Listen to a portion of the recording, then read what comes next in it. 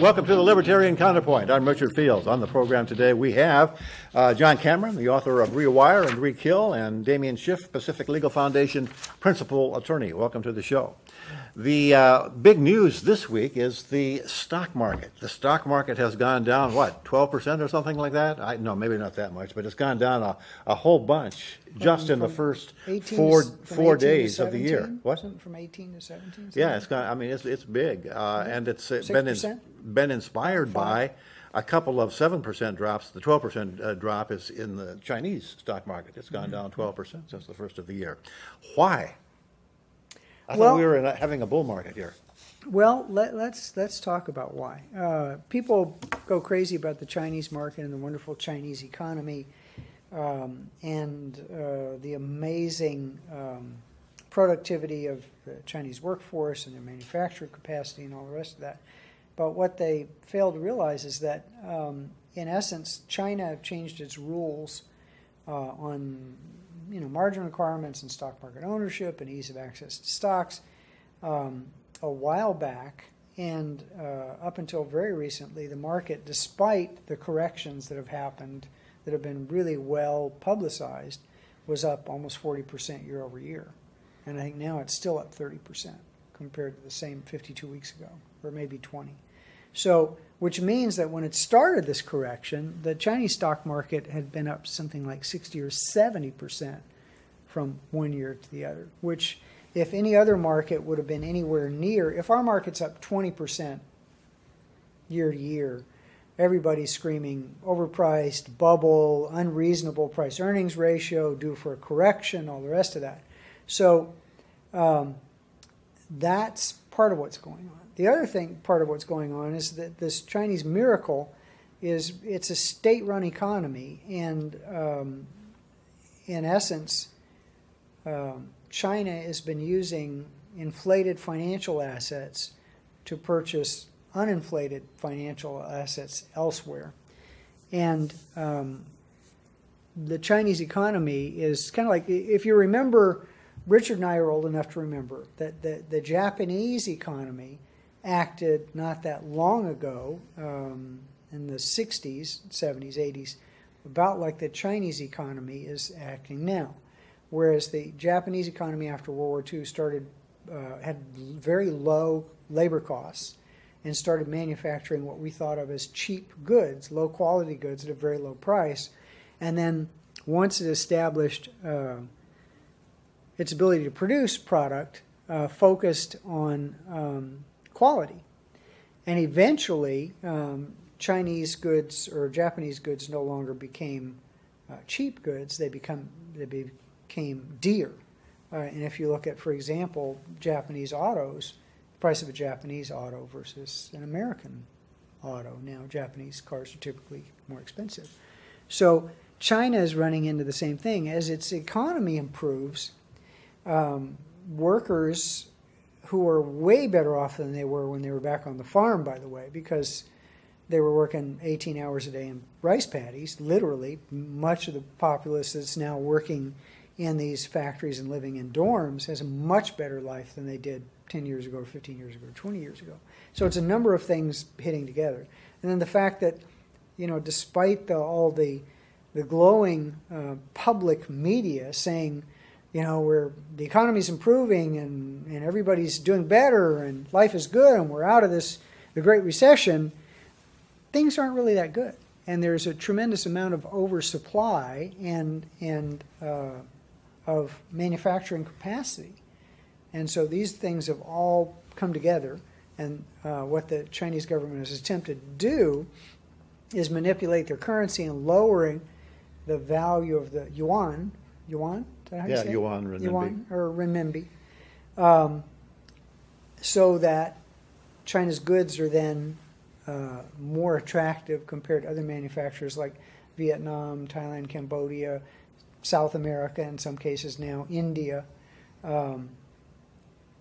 because these people are now producing product at a lower price than the Chinese can. So it's a number of things that have come together. I'm thinking it's not so much the Chinese economy that's causing problems in the United States as U.S. problems causing problems in the United States. Well, no, I agree with that. I haven't gotten to that yet. So go for it. Yeah, I'm thinking that the issue really is the fact that we are in the early stages of a junk bond meltdown. The oil industry in particular, and particularly the oil shale industry, spent a whole lot of money drilling shale wells when the price of oil was $100 a barrel, and when now the price of oil is down to 30-something a barrel, 33, and 34. the price of oil, in order to keep those investments in shale oil profitable, has to be in somewhere in the neighborhood of 50, 60, to 60. $70 a barrel, and it's not. So every barrel they pump, they're losing money on, but they have to keep pumping in order to keep Service the debt. service the debt, keep the creditors at bay, and that's the junk bond people. But they've stopped drilling. The shale well drilling, I mean, there are yards full of drilling rigs that are not being used at this point. So at some point, shale wells have a very fast depletion rate. At some point, they're going to run out of freshly drilled wells to pay off the debt, at which point the junk bonds will go banned. The banks that have lent heavily to the oil industry, they are in a world of hurt. And once bonds start to go bad, there can be a contagion. In other words, if you've got a junk bond, if you have a mutual fund in particular that owns both junk bonds and rated bonds, triple B rated or better bonds, they're going to sell what they can sell. And since Dodd-Frank was passed, there's not a very liquid market in junk bonds anymore. The only people that are buying them are individuals and junk bond funds, and to a certain extent funds that own a little bit of each.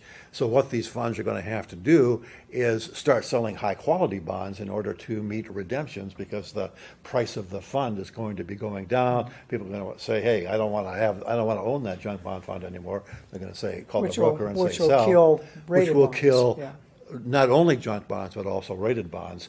Once that process starts to snowball, I mean, it's not just oil. You've also got student loan bonds that are being collateralized. $1.5 trillion, and I think Obama has actually tried to buy that vote by trying to change the law to where these poor unfortunates that have $80,000 in student loan debt and a sociology degree can wipe that out. Yeah, well, there's that.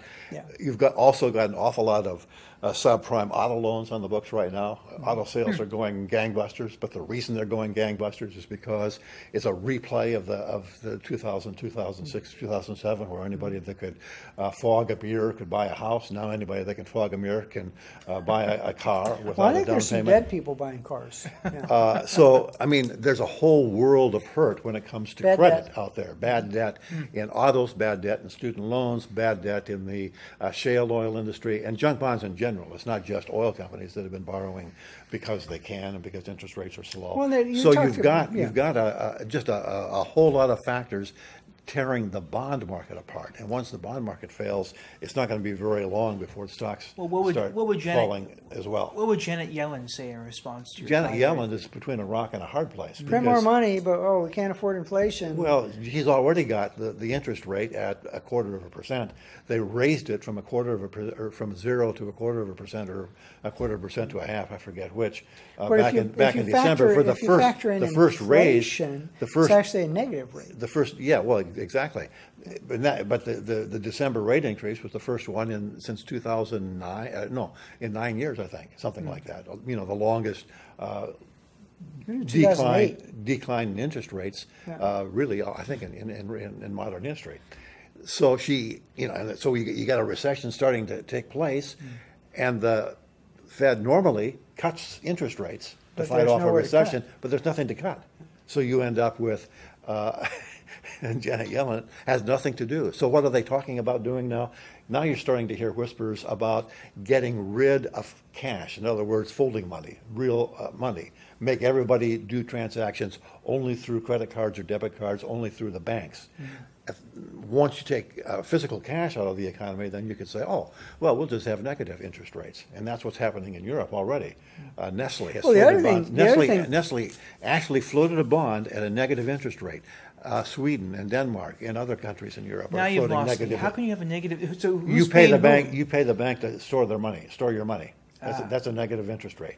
That's the next volley in the currency wars. Well, the other thing that's happening with trying to outlaw currency is that as government regulation and taxation and the fact that what did you say in California, 57% of people take money out of the system. Yeah, as they're either between on public employees and people on one form of welfare or another. or retirement or disability. 43% of those people produce. So what's that's done, especially with small, and even medium size, what I would call a medium-sized business, they probably still call it small, is that there is a huge underground economy in the United States, not approaching, what you see in Italy, for example, but the Fed says publicly that it's somewhere 10, 12, 15% of the economy is underground. So my guess is if they're saying it's that much, it's probably double or triple that.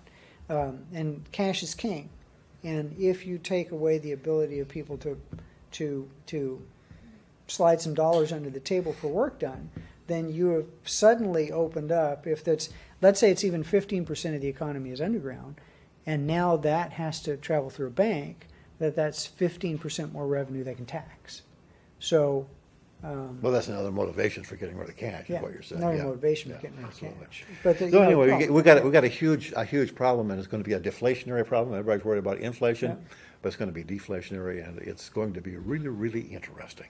Well, and because In fact, it might cause people who are losing, older people who can't get any interest on their savings accounts, and their retirements are being shot to heck by the fact that the stock market and the bond market both are going down. They may get angry and want to buy a 6-shooter. But no, you can't do that either. Moving on to our next I topic. think they're going to buy 7 shooters because when you get old, you don't see that well. It takes more bullets. There's a really good quote from Congressman Justin Amash on Obama's executive action gun control measures, which were announced earlier this week. The quote is, "So the guy who sells guns from our government to radical Syrian rebels lectures law-abiding Americans about selling guns to each other." Isn't that what's going on here? That's a wonderful quote. And there are so many problems with, well, first of all, the crocodile tears, where The tears actually Obama- appeared after he wiped his eye. yeah. Oh, really? Yeah, they did. Yeah, that's on TV or Oh, gee. on film. So, do you think that they were manufactured? Yes. I think everything resembling a human emotion that happens with the robot called Obama is manufactured. So, yeah, his action and number of actions. What he wants to do is there's his camp calls a breakdown in the morality of our society that is the evidence of it is the number of people in these segments where there is a breakdown in morality in our society and some mental illness to shoot each other, gun violence, rather than a breakdown in the moral fiber of society. Because if you call it gun violence, then you can do some sleight of hand, the Wizard of Oz behind the curtain, and direct people's concerns toward the means that these morally bankrupt people are using to vent their anger on each other, rather than the problem, which is a lack of jobs and entry level for anybody, a horrible educational system that doesn't produce people who are capable of holding a job, and supports households where it's a single head of household rather than a family unit. And those are the issues. We have a culture of violence in this country, and we have a lot of guns. And so rather than talking about the culture of violence, let's talk about the guns. And so this is all smoke and mirrors that is basically an attempt to take away the rights of 95% of the law-abiding, peaceful citizens who simply understand by watching the politicians that are in Washington. I mean, you have Obama on the one hand, it could be Hillary Clinton, and it could be Trump.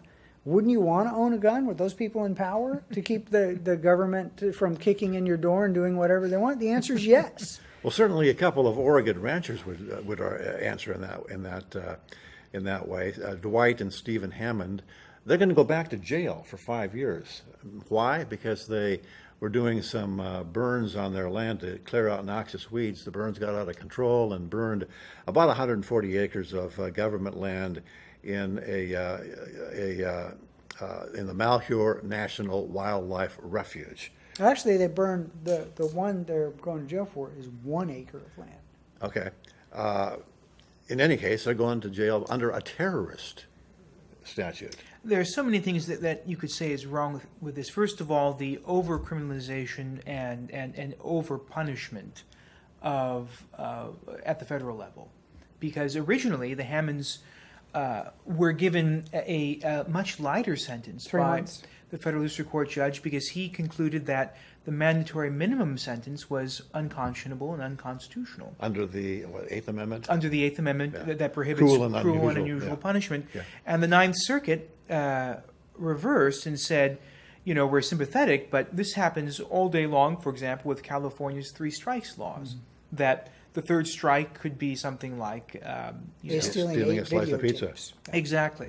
So that's one problem. The second problem is that you have the federal government wanting to take over more and more land as part of these, quote, national forests or Bureau of Land Management land or what have you. Wildlife reserves. refuges, exactly. And one way they do it is by making life very unpleasant for those who still retain private property either within these areas or abutting these areas.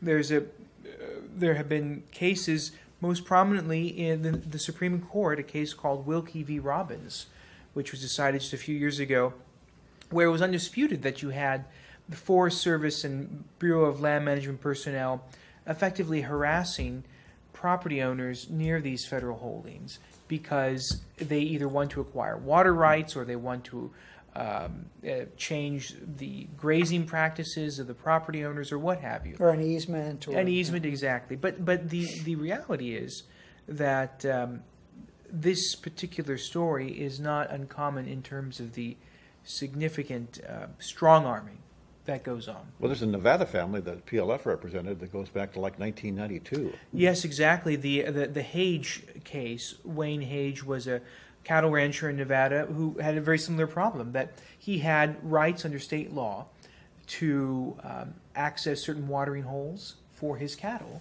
and the local federal officials didn't like what he was doing because they thought it interfered with their view of how these lands should be managed. And when they could not get him to give up his water rights, they undertook essentially a campaign of harassment. By fencing off the watering hole. Fencing off and also threatening significant criminal and civil sanctions against them. Mm-hmm. For And that- doing what? For essentially maintaining their property rights. Huh. So he has legal rights under state law to water his cattle at these watering holes. Some federal bureaucrat decides that that's not right. And what we're going to do is fence off this watering hole that you have a right to by state law. And then do what? Take you to court because you're cutting down the fence or trying to get at the watering hole so your cattle don't starve to death? Well, as Or the die of case thirst? ultimately turned out, it was a takings claim. So the Hage family was saying, because of the fences, we can no longer access the water, and thus that has seriously threatened our cattle operation. And so we want the feds to compensate us. And that case is still going on through at least 2 appeals. And the situation in Oregon, not a PLF case, I don't think. No, not a PLF case, but it does also represent another problem, which is how in the West in particular, the federal government owns so much of the land. In Nevada, for example, I think it's like 90% is federally owned. In California, half of the state And is. Oregon's like 70 or 80%. Yeah. And because of that, you have in the West the federal government exercising significantly greater control over natural resources within the state than it does in, say, the states along the eastern seaboard. Vermont, The other New wrinkle Jersey. in the Oregon case is that the Bundy brothers from Nevada of fame for causing a standoff in Nevada on a similar issue, Yes. have taken over a building in the Malheur National Wildlife Refuge, and are saying, we're going to stay here until I don't know exactly how long they're going to stay Yeah, there. I don't quite know. They're doing some sort of protest. It would seem to me, and the left is getting really, really bent out of shape because people are protesting. I mean, you would think that the left would support Well, it. I guess it's go- what you go back protest to- against, huh? Yeah. The man, that's what I don't understand. The Atlantic actually had a piece about it. And the Atlantic is normally to the left of Mao Zedong on things, and or Mao Zedong, however you say it now. The left has been all over the evil of mandatory sentencing, and very supportive of changing these laws. I mean, judges are too. I mean, they're horribly inept ways to they're supposed to achieve policy. The policy was to reduce drug crime, and if anything, they've increased it because people, if they're facing a third strike, they're going to face life in prison. So why don't I just shoot my way out? It's had the opposite effect. These people were tried under a terrorism act that had a minimum sentence of 5 years. And that 5 years was for, admittedly, they were told by the authorities, the fire department in the area, I think, not to set a backburn. They were setting a backburn to try to protect their property, which is a process that fire services do themselves. And they were simply on their own property setting this backburn, and it burned 1 acre of federal land to the tune of $2,500. I think that they valued the lost vegetation. And because they were tried under this terrorism act, the minimum 5-year minimum in prison. And this is not a third strike or a fourth strike. This is a first strike for these people. They've been taken to court before, but they haven't been convicted of anything. And so for $2,500 in damage that was accidental, not intentional, they are going to spend 5 years in prison. And it's insane. If the same thing happened to someone who stole a loaf of bread and it was their third strike, they'd already had armed robbery and drug sales, the left would be up in arms over this. But because these are ranchers and probably Republicans, they're calling them terrorists. It's insane. Another case along the same lines is the Andy Johnson case. Tell us about that. That's a case that where Pacific Legal Foundation represents Andy Johnson. He and his family bought a ranch in Wyoming a few years ago that historically had cattle grazing going on it. But Andy's not a professional cattleman, but he wanted to build a stock pond on his property so that he could provide a reliable water source for the couple of cattle that he has, as well as for some horses, but also because he wanted to make the area an attractive one for wildlife. And it just so happens that he obtained a permit from the state of Wyoming to do that. And he was blindsided one day when the EPA... After he built the pond. After he built the pond, EPA came in and issued a compliance order and said that he violated the Federal Clean Water Act because he built this stock pond and dammed a small creek without getting EPA's permission first. Even though the Federal Clean Water Act expressly says no permit is required for building or maintaining stock ponds. Now, EPA said, well, you call it a stock pond, but in fact it's just an ornamental pond that you're doing for fun. It's not actually helping any animals, which was not true. That case, as I say, we represent Andy, and we filed a lawsuit challenging EPA's interpretation, and that case is still pending.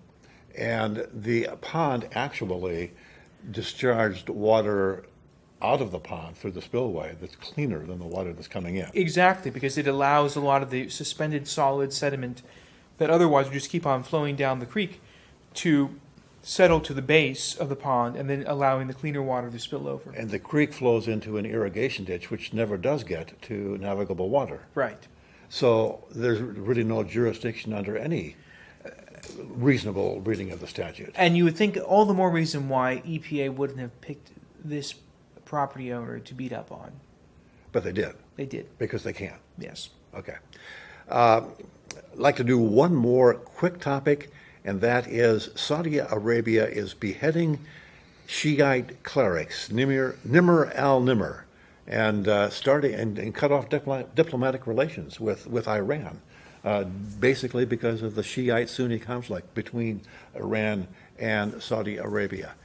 What's the impact going to be on peace in the Middle East?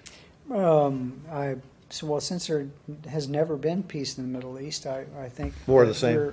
We're going to have more of the same. Actually, worse, because the Shia are basically some radical Shia mullahs, are the people who started, well, didn't start, but made what we think of as terrorism a political tool.